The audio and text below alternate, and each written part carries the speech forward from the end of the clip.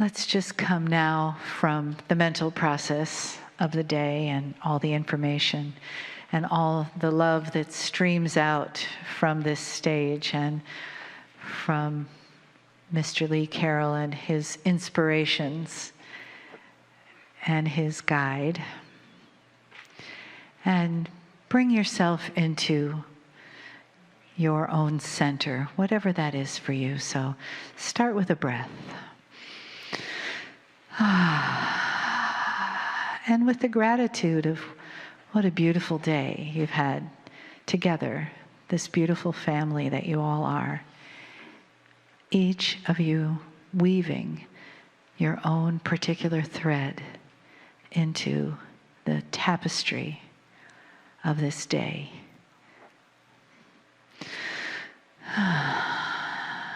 Each bringing a resonance, each bringing your soul signature, each of you bringing those pieces and parts of yourself that contribute to the delicious soup of humanity that we are here today.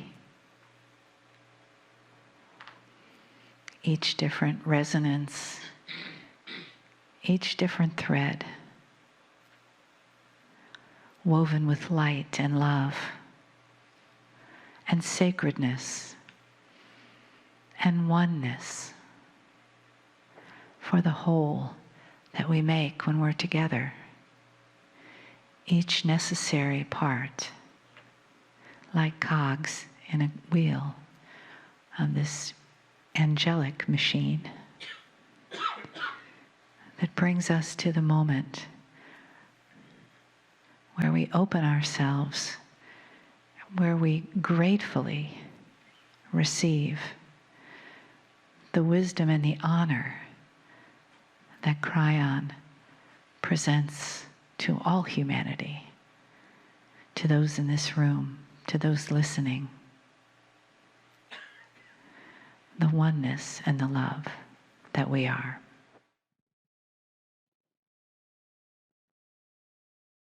Greetings, dear ones. I'm Kryon of Magnetic Service. We wanted to pause a moment for the entourage to come in, and for those who are sensitive here to feel it. It is so difficult to give information that is beyond what you expect. And even after it is given, it's unknown whether it sticks. Some information is advanced. This is the last channeling of the year. The last 2 times I have sat in front of you, I've given you summaries. This really isn't a summary at all. It's the next step. I'm going to call it the completion of the story of the soul. It really begins to explain something that is unexplainable. But we have to tie it together. And I wanted to do it this year. The next 3 years we have described to you as the years of completion. 3 years, a catalytic number in numerological terms to describe a 9. 2, 3, 4 represents the 2nd, 3rd, and 4th year of this new energy. 2015, 2016, 2017, added together, all of those numbers create a 9 as well. Something will be completed in those next 3 years that is esoteric, and I'm going to start the process tonight by letting you in on a little bit of information a little more advanced than I have before. Dear ones, this is difficult. The difficulty is mostly with my partner. He's a translator. As many years as he has been doing this, if I give him information that is beyond his comprehension, he is not able to translate it. His comprehension is much like yours. And so we fall back on metaphors. We fall back on the things that we know are within the comprehension of him. And the rest, the entourage paints for you in the room. The third language must play a big part of this. The third language represents an intuitive language that is literally being broadcast with my voice to anyone who wishes to listen. Loving, informative, benevolent information that goes beyond the spoken word, available to listeners as long as there are listeners. I want to start with an example of what we're trying to do. I want to tell you about the soul.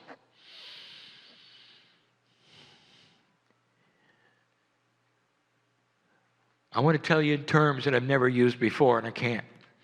You don't have the words. You don't have the experience. You don't have the energy and no concept of where you're going. Not really. And it's so beautiful. Let us say for a moment, pretend with me. Just pretend. That a ship lands from another planet. It's friendly. And out steps a humanoid couple, and they give you their names and where they're from, and they speak your language. And as you look at them, you know very well they do not have the seed of God that you have in you. It's not part of their scenario, but they have intelligence. And they're interested in humans. Let us say and pretend for a moment they are safe. They are on an exploration mission, and you are the only human that is able to talk to them. Pretend. They're going to get everything they know about humanity from you.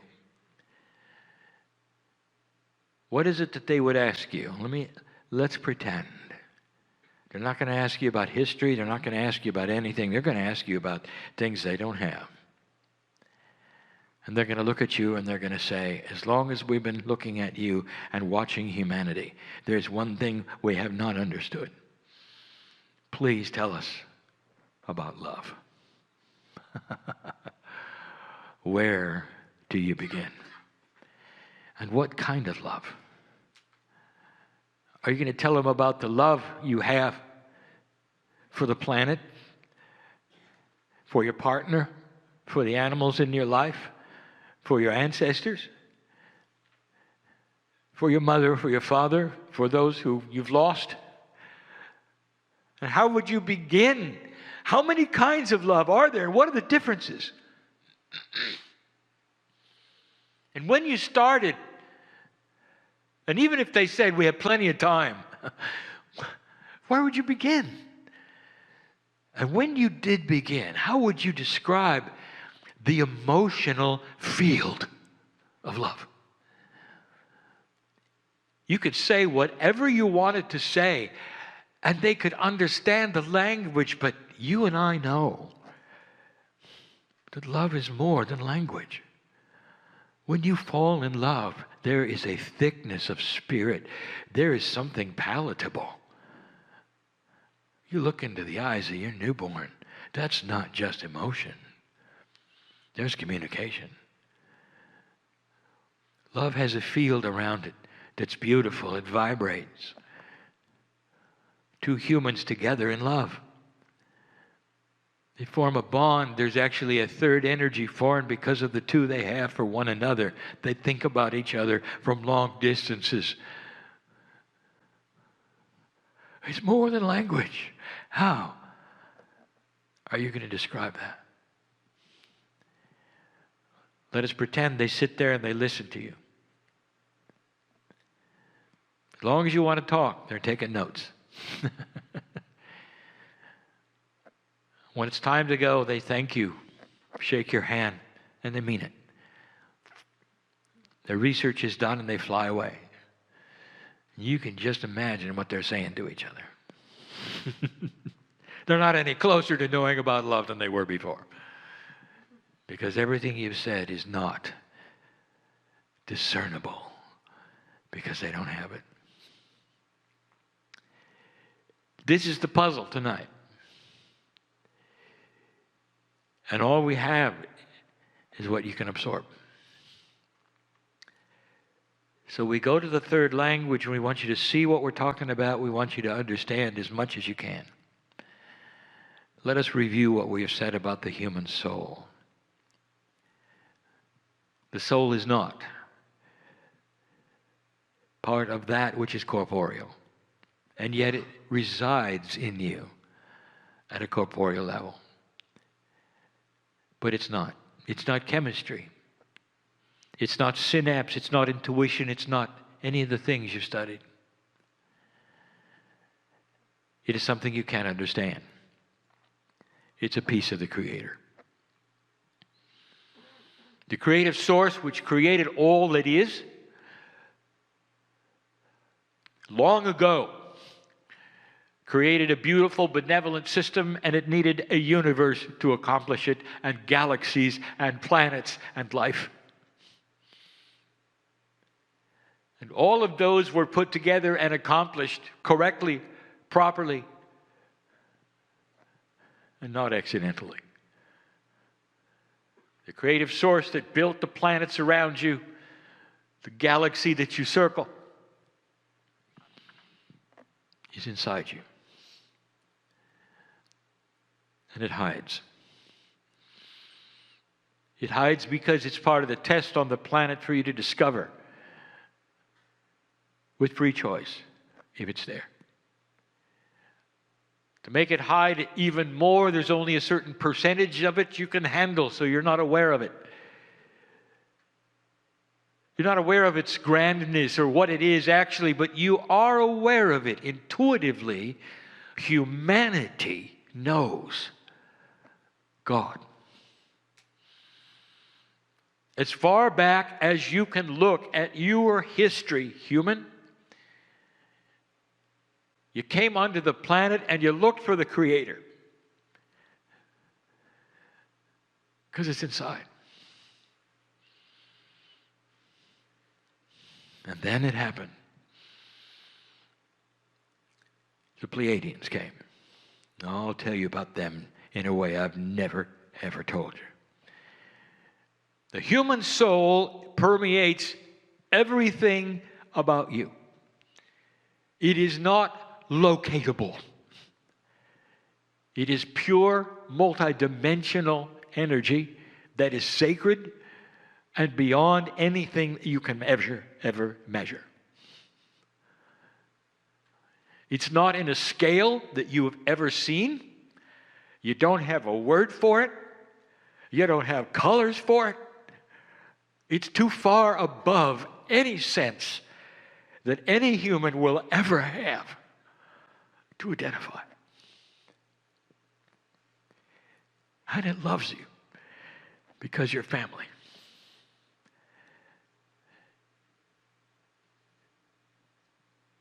Closest thing is love. And that's what you feel. You can't explain that. You can't explain your soul. You can't explain the Creator. But you know it's there. It has no gender.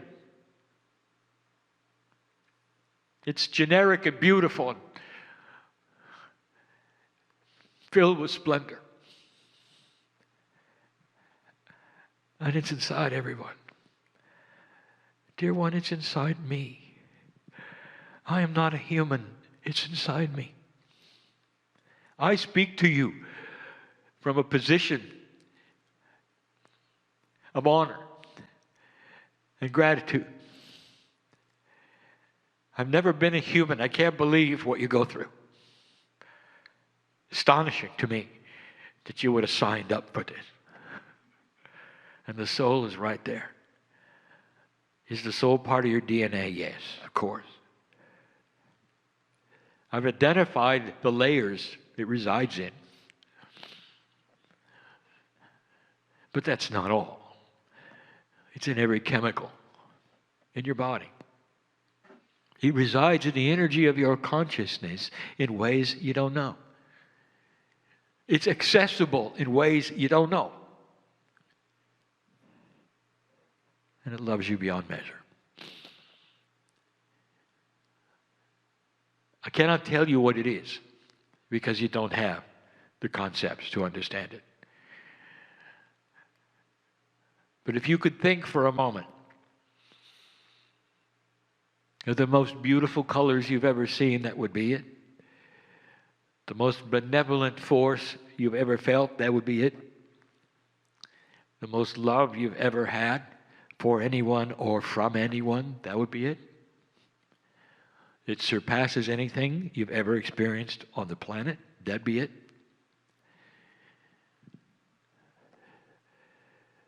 And the Pleiadians gave it to you a long time ago.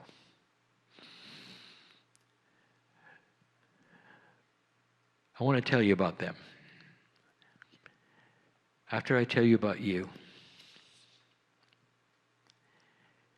dear ones, this is difficult, and this is a review of one thing we've discussed, and we're going to go further than this. The things I give you today will sound outlandish, beyond weird and strange to many.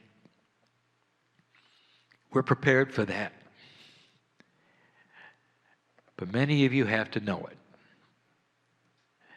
I'm talking to old souls, both listeners and in person.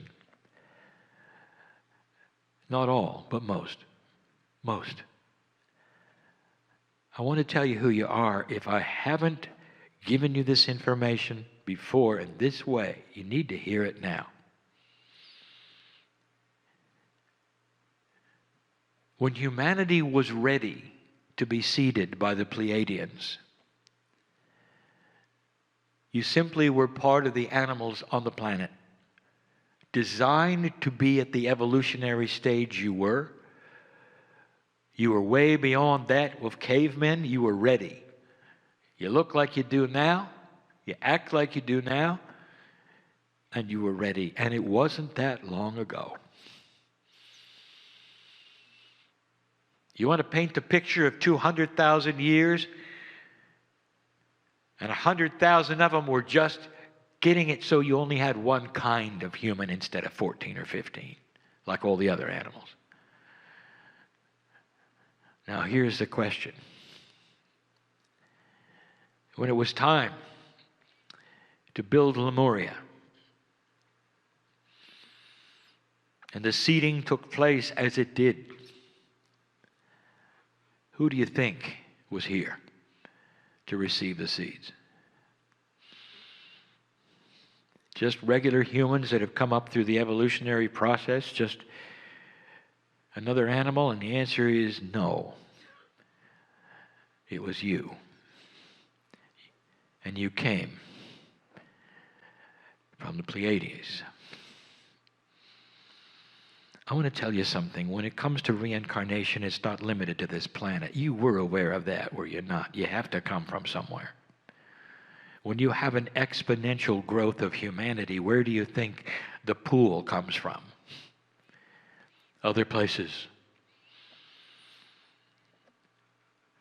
Life does not then emerge from nowhere. What if I told you there's a set amount of entities and soul groups that incarnate? And it's been happening for millions of years, other places, long before 200,000 years ago. You came from the Pleiadians. You agreed to drop that which you had evolved to, come back into a form that was basic, and receive the seeds because you had to be of a certain kind of chemical readiness, soul remembrance, all the things you've never heard had to be correct for the seeds to take. For the meld of the DNA, the chromosomes to move around, for you to become who you are. This is the creation story. So let's put it in simple terms. Adam and Eve were special. They were you, having come fresh from another place, ready to receive the knowledge of light and dark. It wasn't random. That's who you were. You're not just old souls. You're very special old souls. You've come from the Pleiades. It's a system you wouldn't believe. You came from everything to almost nothing, and you did it because you saw the potential of today.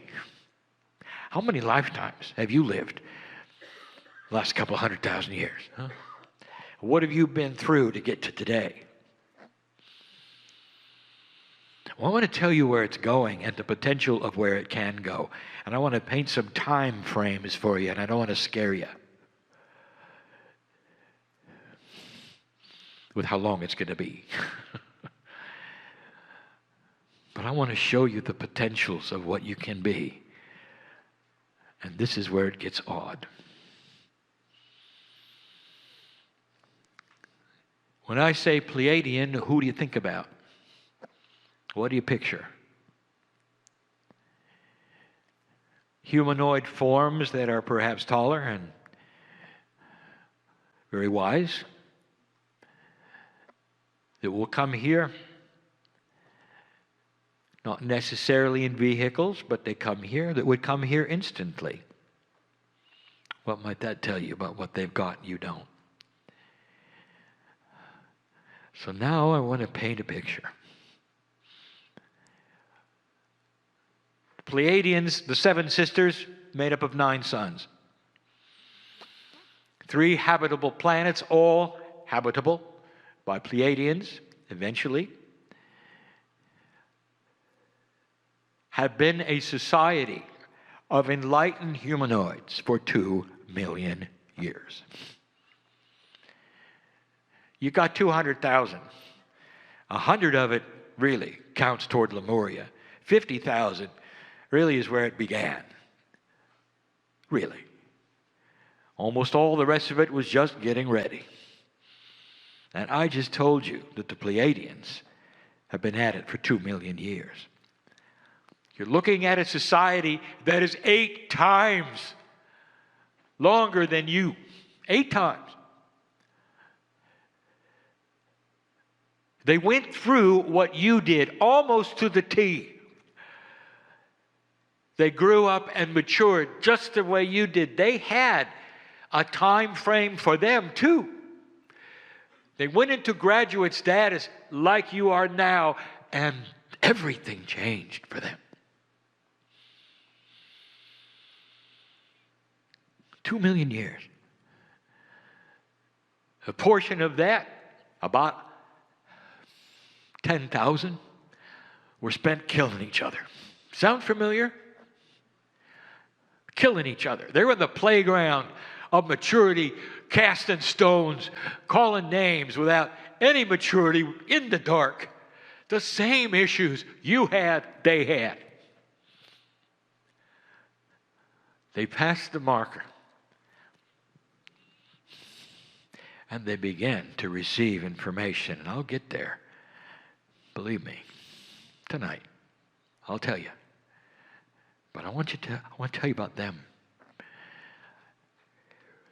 Their DNA is like yours. You probably knew that. You're going to find it all over the galaxy. DNA is DNA. And the principles which created it here have created it everywhere. It is the building block of life, period. And you're going to see it someday, when you find life in other places in this solar system, it's going to have DNA. You're going to start understanding it's natural occurring life process everywhere. 2 million years. Their DNA started to become more viable, like yours. 44, 54, 55, 66, 77, 88. Let me tell you what happens at 88. You start to meld with the soul. You're designed to be divine. Did you know that? I want to tell you something. You're designed to live forever. Renewable. Every cell keeps going and going, especially the divine in you. When it starts balancing up the cellular structures, it creates new ones. It goes to the blueprint. It never gets old. You never get old. Crying, what are you going to do with overpopulation when you never get old? Let me give you a hint. The Pleiadians have 3 planets. Does that give you something? You learn to move around. You learn about the universe. It's not an issue. It's not a problem. It's beautiful. A Pleiadian is the closest thing you'll ever see to an angel in your life. They're working at 88%. They have control over physics. They're entangled with anything they want to be. The human soul is divine physics at its maximum. Control over everything. The Creator is in the soul. The Creator is the master physicist of the universe. If you are at 88% of that, you got control over everything. That's the seed that you have inside. What is their society like, you might ask?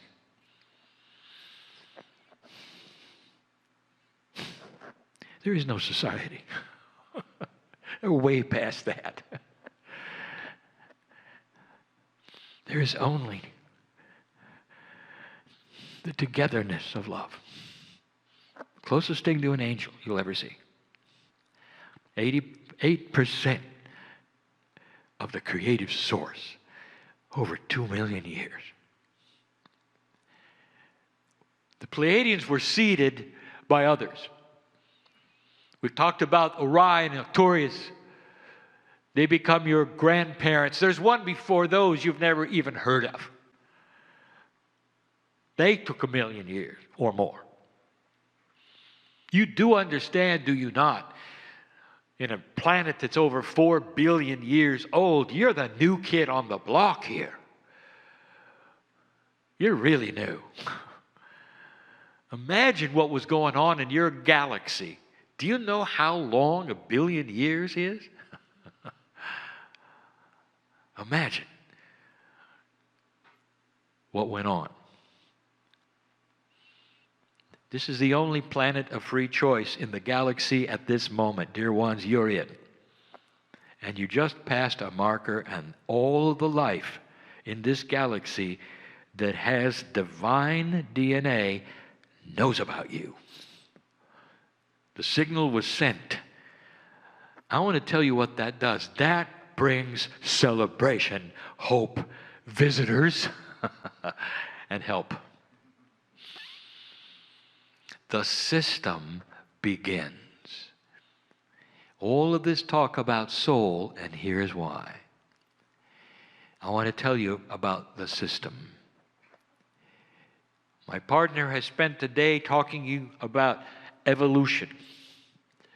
Spiritual evolution within the cellular structure of your body creates a symbiotic relationship with your DNA, your Akash, intuition, all of these things, and he never really talked about the soul because we haven't given him this yet. The system of spiritual evolution comes through the soul, period. Doesn't come through the pineal. The pineal senses the higher self. Intuition senses the higher self, but the soul is the one who delivers the information. The soul is connected to the grids. Your human soul is the catalyst, and always was, for the graduation energy that you are now ready to receive. It does not come in through the human portion. It cannot. The time capsules that are opening, that the Pleiadians have armed, if I may use the word, armed, literally ready to go off in your direction to give you information, is going to go to the soul part of you. And the soul part of you is only engageable as you approach 44. Spiritual evolution is going to be an increase in soul awareness. Now, here's something we've never talked about that you are starting to feel. We're going to call it this. We're going to call it soul remembrance. Your Akash is only from Earth. Let me tell you something about that. We gave you information a long time ago what happens to your Akashic remembrance when you pass over the veil. It stays here. It's in the cave of creation, in a crystalline substance, you might say, that remembers everything. It's like you have your own crystal and it stays on the planet, and when your soul comes back, it picks up the information, puts it in your DNA, and off you go. It stays here. So let me ask you, why are some of you remembering who you were on another planet? I know who's here, you see? Some of you are remembering Pleiadians. Some of you are remembering that you went through this before. It's giving you hope because you know where it went. You got to see 88%. And that's why you're here, because the chance of that happening here, you're not going to miss it. Who knows how long it's going to take? It doesn't matter because you're going to be here the whole time.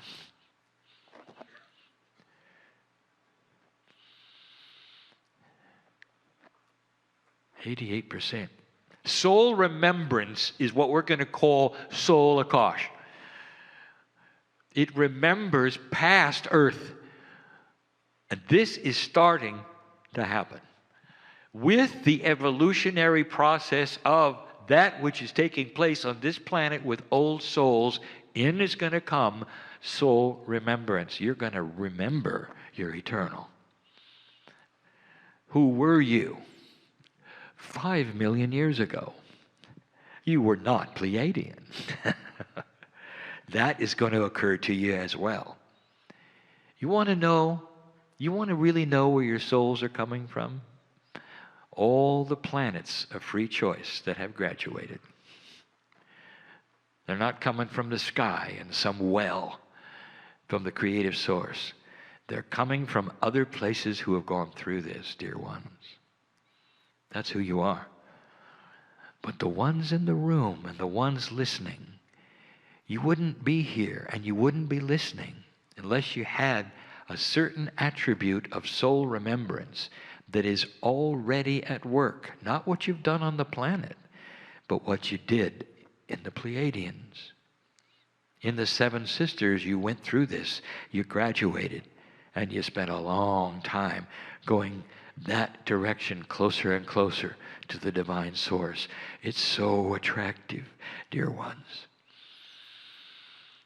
to come to a place where you're one with God. You've been there. You've done that. And you were the first on the planet to receive the seed. And now you awaken and you remember a little of what it was like, just a little. You struggle with the conflicts of being a human and also knowing where you can go and what you can do. Frustration. Sometimes chemical imbalance. In the last 2 years, many have died.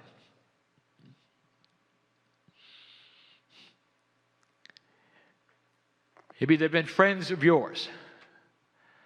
You weren't ready for it. Maybe they've been partners. I want to tell you something if you haven't heard it before. They're back. They can't stay away that long. They had to leave then in order to pave the way for your return, dear one, because of what happened in 2012. Scheduled to leave early to pave the way for you coming back. There is a system here which is beyond benevolence. There is a system here which reeks with the greatest love of the creative source you can imagine, dripping with it, waiting for you to become one with God. The room is filled with pictures of holy men and women, many of them on other continents, who have found the connection that brings them to a wholeness where they can keep themselves alive for a long time, be one with the planet, meld in consciousness with nature and all that is. In an older energy, this was always possible, but it took discipline and it changed their lives forever. Some of them could not eat the things they used to eat. Many of them became celibate. All of these things in order to create this precious energy that for a moment would give them the solace of feeling the Creator. And I want to tell you, dear ones, they were the forerunners for what's coming. This is your future. With free choice, you can turn it around if you wish, but you're not going to. You can go slow if you wish, but you're not going to. And I know this because of what has happened in the past. You see, peace is addictive. Love is addictive. Benevolence of spirit and compassion is addictive. You know how I know? Let's talk about the Master that the season is about today. Perhaps you saw pictures of the Christ and you saw the animals gathered at his feet. That was accurate. The animals saw the 88 to 90% in him, and they were attracted to it. It's addictive, you see. People gathered from all over just to sit at his feet and watch him glow, because it was addictive. The entourage he had around himself was palatable, and you could feel it in the arms of God, and you sat in front of him and all was well with you for those moments. And if you spent a little too long, he might feed you while you were there. And all of that was real. It's a celebration, is it not, for an addictive energy of love, of compassion. And that is where you're going. But beyond that, as you increase the percentage of efficiency of your DNA, your soul brings in more of the creative energy from the source.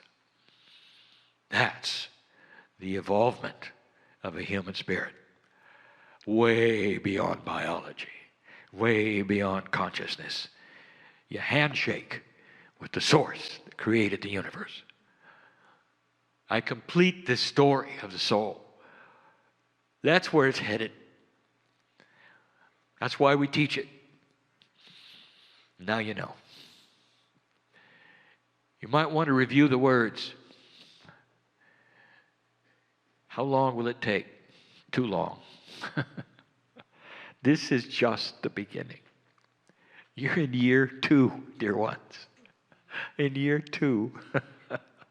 And there's such a celebration that you made it. You will start to see humans mature. in spirit. We've said it over and over. The things that are so out of balance today in humanism will start to be balanced and mature. You'll see it everywhere. In every aspect you can think about, even politics. Balance, compassion, wisdom. You'll start to see it. When you come in next time, you're going to remember who you are. That's my promise. You're going to pick up where you left off. You will be a wise old child beyond any children you know today, old soul. And you're not going to make the mistakes you did this time around. None of them. It comes in with you more than Akash soul remembrance will keep you safe. And your children will carry what you carry. That's the way it's going to work. That's what's going to propel it forward. Past peace on earth to graduation into soul energy. Too esoteric for you? It's okay. I've got time. Check in with me in about 1,000,000 years. And so it is.